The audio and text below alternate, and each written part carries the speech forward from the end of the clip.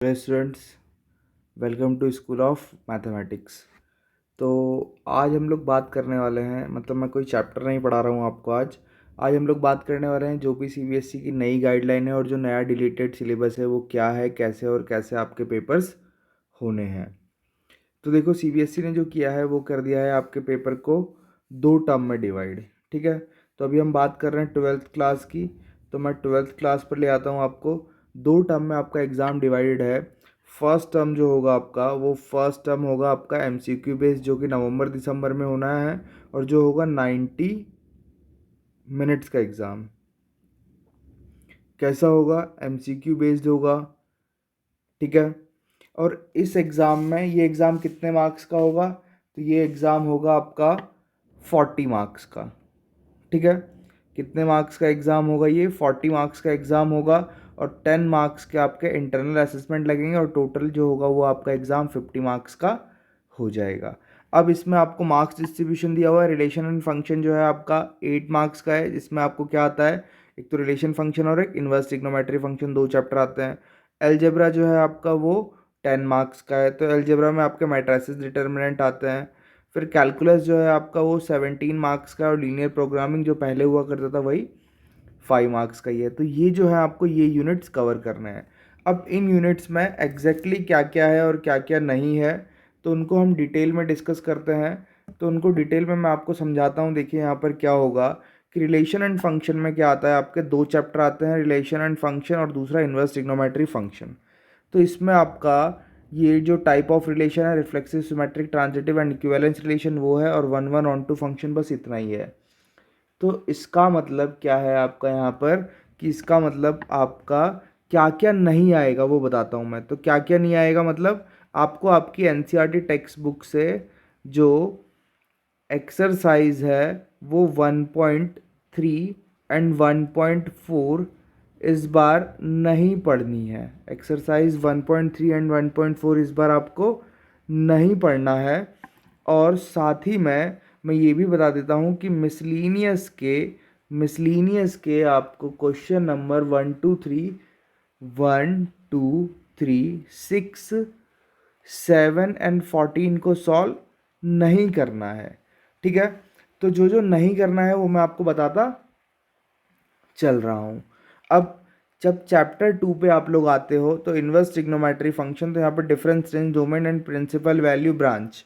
तो मतलब आपको यहाँ पर सिर्फ और सिर्फ 2.1 सॉल्व करनी है, 2.2 सॉल्व नहीं करनी है। ये मैं जो बता रहा हूँ वो नहीं करना है, नॉट डन, मतलब नहीं करना है वो बता रहा हूँ। 2.2 नहीं करना है। और मिसलीनियस में क्वेश्चन नंबर 3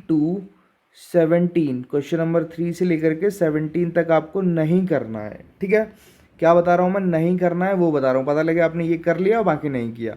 जो नहीं करना है वो मैं बता रहा हूँ, जो डिलीट हो चुका है वो मैं बता रहा हूँ। अब क्या है आपका, अब मैट्राइसेस। तो मैट्राइसेस में आपको क्या क्या करना है? मैट्राइसेस में आपको 3.1, 3.2, 3.3 इतना करना है। 3.4 जो है आपको वो नहीं करना है, क्योंकि यहाँ पर क्या है आपका, जो एलिमेंट्री ट्रांसफॉर्मेशन है वो हट चुका है। बाकी concept, notation, order, equality, type of matrices, zero, और ये सब जो मैट्रिसेस है कौन कौन से होते हैं, ट्रांसपोज ऑफ मैट्रिक्स का मतलब क्या होता है। तो टाइप ऑफ मैट्रिसेस में जीरो, आइडेंटिटी मैट्रिक्स, ये सब देखना है आपको। सिमेट्रिक एंड स्क्यू सिमेट्रिक देखना है। ऑपरेशन में addition, multiplication and multiplication with scalar, मतलब मल्टीप्लिकेशन विद स्केलर मतलब आपको पता ही है, किसी मैट्रिक्स को हम क्या करेंगे, यहाँ पर इससे मल्टीप्लाई कर देंगे तो ये क्या हो जाता है, सबसे मल्टीप्लाई हो जाता है, 6 9 12 18 ये हो जाता है। तो ये आपको देखना है। ठीक है, फिर उसके बाद यहाँ पर नॉन कम्यूटेटिविटी ऑफ मल्टीप्लिकेशन, मतलब मल्टीप्लिकेशन की प्रॉपर्टीज जो है, कम्यूटेटिव, नॉन कम्यूटेटिव, वो सारी चीज़ें आपको देखनी पड़ेगी। अब आते हैं हम डिटर्मिनेंट पे। तो डिटर्मिनेंट में भी काफ़ी सारी चीज़ें हैं जो डिलीट हो चुकी है। तो डिटर्मिनेंट में आपका डिलीट हुआ है यहाँ पर एक्सरसाइज, कौन सा? एक्सरसाइज 4.2 डिलीट हुआ है। ठीक है, और एक्सरसाइज 4.6 में, क्वेश्चन नंबर 1 से लेकर के क्वेश्चन नंबर कहाँ तक, 6 तक, ये भी आपका डिलीट हो चुका है। और मिसलीनियस में, इसमें मिसलीनियस में आपका क्या हुआ है? मिसलीनियस में आपका क्वेश्चन नंबर 2, ठीक है, और 11 से लेकर के कहाँ तक, क्वेश्चन नंबर 11 से लेकर के 15 तक आपका डिलीट हो चुका है। तो ये सारी चीज़ें आप स्क्रीनशॉट लेके रखो चैप्टर वाइज, उनको याद रखो, है ना। तो मिसलिनियस में टॉपिक कौन कौन से रिलेटेड हुए हैं, तो सॉरी, मिसलिनियस में आपका डिटर्मिनेंट्स में आपके प्रॉपर्टीज़ नहीं आएंगे, ठीक है। अब आता है आपका यहाँ पर यूनिट 3 की बात करेंगे हम, कैलकुलस। तो कैलकुलस में आपका क्या क्या डिलीट हुआ है, कैलकुलस में आपका डिलीट हुआ है जो आपकी mean value theorem, Lagrange mean value theorem थी, है ना, वो चीज़ें डिलीट हुई है। तो क्या क्या डिलीट हुआ है उसमें आपका, उसमें हुआ है एक्सरसाइज आपका 5.8 कंप्लीट डिलीट हो चुका है, और मिसलीनियस में से एक क्वेश्चन जो है वो आपको सॉल्व नहीं करना है, वो क्वेश्चन क्या है, 19 आपको नहीं करना है, ठीक है। अब हम आते हैं एओडी पे। तो एओडी में क्या है आपका, एप्लीकेशन ऑफ डेरिवेटिव में आपका इंक्रीजिंग डिक्रीजिंग फंक्शन है। दैट मीन्स आपका जो फर्स्ट एक्सरसाइज था वो क्या था, 6.1 रेट मेजर, वो हट चुका है। और फिर आपका क्या है यहाँ पर, ये आपका एक्सरसाइज जो था 6.4 वो हट चुका है। कौन सा है यहाँ पर, ये सारी चीज़ें हैं, बट इसमें एक चीज़ आपको नहीं दिखेगा, क्या है यहाँ पर, ये वो एक चीज़ जो नहीं है वो है अप्रॉक्सीमेशन। तो ये दोनों एक्सरसाइज आपकी हट चुकी है। और मिसलीनियस में भी मैं आपको क्वेश्चन नंबर बता देता हूँ जो इससे रिलेटेड है, वो क्या है, मिसलीनियस का क्वेश्चन नंबर 3 और 19 जो है वो हट चुका है, ठीक है। अब हम आते हैं यहाँ पर आपके फर्स्ट टर्म का जो लास्ट चैप्टर है, फर्स्ट टर्म का लास्ट चैप्टर है कौन सा आपका, फिर क्या है आपका लीनियर प्रोग्रामिंग, जो कि है चैप्टर कौन सा, चैप्टर 12 है। इसमें कौन कौन सी एक्सरसाइज आपकी डिलीट हुई है, तो इसमें एक्सरसाइज डिलीट नहीं हुई है, इसमें आपका डिलीट हुआ है, क्या क्या डिलीट हुआ है इसमें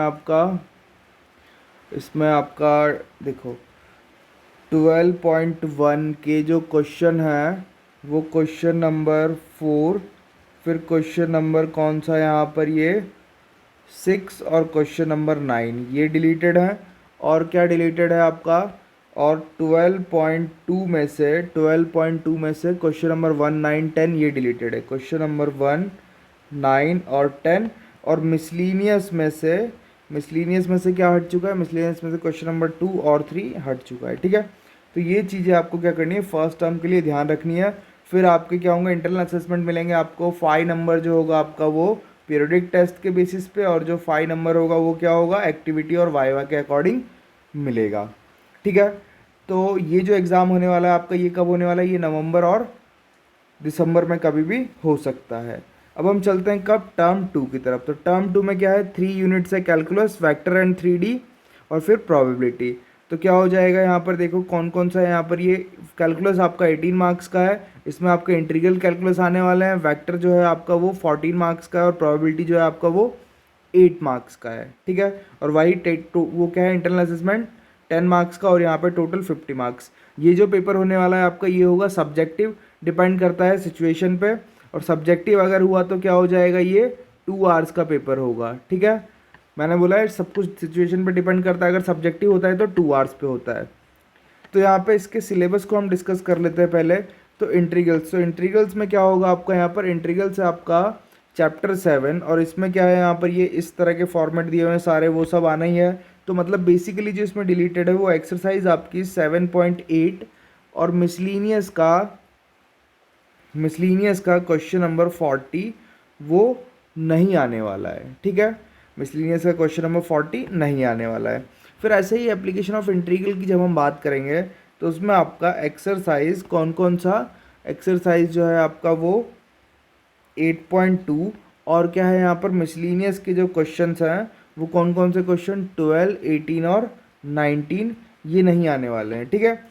तो आपको यहाँ पर सिंपल कर्व वाले क्वेश्चन ही सॉल्व करने हैं, मतलब ज़्यादा डिफिकल्ट कर्व वाले क्वेश्चन सॉल्व नहीं करने हैं, तो आपका काम आसान होने वाला है, उसकी आपको टेंशन नहीं लेनी है, ठीक है। फिर क्या होगा आपका यहाँ पर, अच्छा मैं यहाँ पर चैप्टर 7 में आपको एक और बता देता हूँ कि इसके पीछे जो सप्लीमेंट्री एक्सरसाइज बुक के पीछे दी होती है ना, सप्लीमेंट्री एक्सरसाइज वो भी आपको सॉल्व करनी होती है ना। तो सप्लीमेंट्री एक्सरसाइज जो है आपका यहाँ पे इस फर्स्ट यूनिट में नहीं आने वाला, ये भी डिलीटेड है, ठीक है। फिर क्या है, चैप्टर 8 हमने देख लिया। फिर हम लोग देखते हैं डिफरेंशियल इक्वेशन जो कि चैप्टर 9 है। तो इसमें क्या क्या डिलीटेड है आपका, तो इसमें डिलीटेड है आपकी एक्सरसाइज जो है वो क्या है, एक्सरसाइज 9.3 कम्प्लीटली डिलीटेड है। फिर एक्सरसाइज 9.6 का क्वेश्चन नंबर कौन सा, 19 हटा हुआ है। और उसके बाद क्या है यहाँ पर आपका मिसलीनियस में से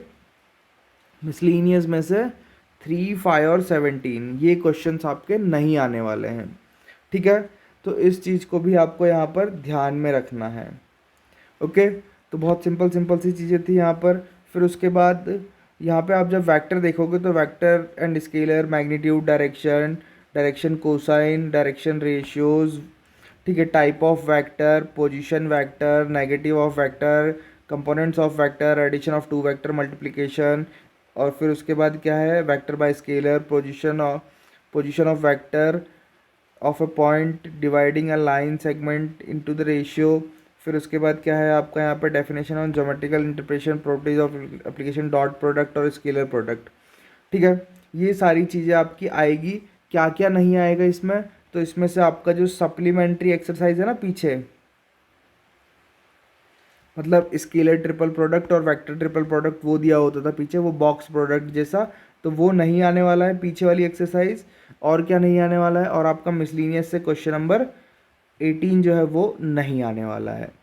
ठीक है, फिर उसके बाद 3 डायमेंशनल ज्योमेट्री की जब हम बात करेंगे तो उसमें आपका क्या है यहाँ पर, ये डायरेक्शन कोसाइन, डायरेक्शन रेशियो, फिर equation of line joining 2 point, Cartesian equation and vector equation of line, coplanar skew line, shortest distance between two line, Cartesian and vector equation of plane, distance of a point from a plane. इतनी चीज़ें आएगी। तो अब यहाँ पर क्या हो जाएगा ये, अब आपका इसमें से डिलीटेड जो है वो क्या है, तो आपको एंगल वाले क्वेश्चन नहीं आएंगे, है ना। एक्सरसाइज 11.2 में जो आपका है वो है क्वेश्चन नंबर 10 और 11 नहीं आ रहा है, question number 10 and question number 11 नहीं आ रहा है, मतलब आपके लिए एंगल वाले क्वेश्चन नहीं आएंगे। और एक्सरसाइज कौन सा, 11.3 में से आपका यहाँ पर क्वेश्चन नंबर 12, क्वेश्चन नंबर कौन सा 13 का ए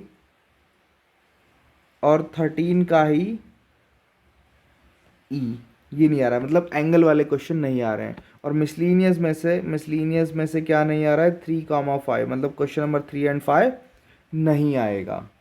फिर आता है आपका लास्ट एक्सरसाइज प्रोबेबिलिटी, इसमें तो काफ़ी सारी चीज़ें डिलीटेड है ना, काफ़ी सारी चीज़ें, मतलब क्या है आपका एक्सरसाइज 13.4 कम्प्लीटली डिलीटेड है, एक्सरसाइज कौन सा 13.5 कम्प्लीटली डिलीटेड है। और मिसलीनियस में से 5, 6, 9 ये भी कम्प्लीटली डिलीटेड है। तो हमने वो चीज़ें डिस्कस करी है जो डिलीटेड है, इसके अलावा आपको सब कुछ करना है एनसीईआरटी में से। और मैं बोलता हूँ आप सिर्फ एनसीईआरटी सॉल्व करो अच्छे से, और अगर आपको कोई कम्पिटिटिव एग्ज़ाम देना है तो आप दूसरी बुक सॉल्व कर सकते हो। बाकी बोर्ड एग्ज़ाम में अच्छे नंबर लाने के लिए एनसीईआरटी सफिशिएंट है। मैं बोल रहा हूँ अच्छे, आउट ऑफ नंबर लाने के लिए आपको काफ़ी सारे क्वेश्चन सॉल्व करने चाहिए, बट अच्छे नंबर लाने के लिए NCERT is more than sufficient. ठीक है, और बाकी सेम इसमें भी वही क्राइटेरिया, 5 नवंबर पीरियोडिक टेस्ट के और 5 नवंबर एक्टिविटी एंड वाइवा के। ठीक है, तो ये हो गए आपके 10 और टोटल 50 मार्क्स का पेपर होना है। अब मैं बोलता हूँ कि आपको दोनों पेपर को सीरियसली लेना है। फर्स्ट पेपर हो सकता है नहीं हुआ, सिर्फ सेकंड ही हुआ, हो सकता है फर्स्ट हो गया, सेकंड में वापस थर्ड वेव आ गई तो सेकंड नहीं हुआ, सारा नंबर फर्स्ट पे डिपेंड कर जाएगा। हो सकता है दोनों हुआ और दोनों होने के बाद उनका एवरेज निकला। तो दोनों पेपर को आपको सीरियसली लेना है, पहली चीज़ ये याद रखनी है। ठीक है, पहली चीज़ क्या याद रखनी है, take both paper seriously, take both exam. ठीक है, सेकंड चीज़ आपको ये याद रखना है क्या, कि आपको फर्स्ट टर्म से पहले ही सेकंड टर्म का सिलेबस भी कंप्लीट कर लेना है। 1-2 चैप्टर अगर आपके बच जाते हैं तो कोई फ़र्क नहीं पड़ता है, बिकॉज़ क्या होगा वहाँ पर कि आपके पास टाइम जो है वो बहुत कम है। टाइम बहुत कम है इसलिए क्या हो जाएगा, टाइम बहुत कम है तो आप वहाँ पे उस सिलेबस को पूरा नहीं कर सकते हो। तो आपको फर्स्ट टर्म का सिलेबस जो है, सेकंड टर्म का जो सिलेबस है वो भी फर्स्ट टर्म में कंप्लीट करना है। ओके, तो आई होप आपको ये सिलेबस डिस्ट्रीब्यूशन समझ में आ गया होगा। अगर आपको वीडियो अच्छा लगा है तो चैनल को सब्सक्राइब करो, वीडियो को लाइक करो, अपने फ्रेंड के साथ शेयर करो। चलो तब तक के लिए टेक केयर, बाय।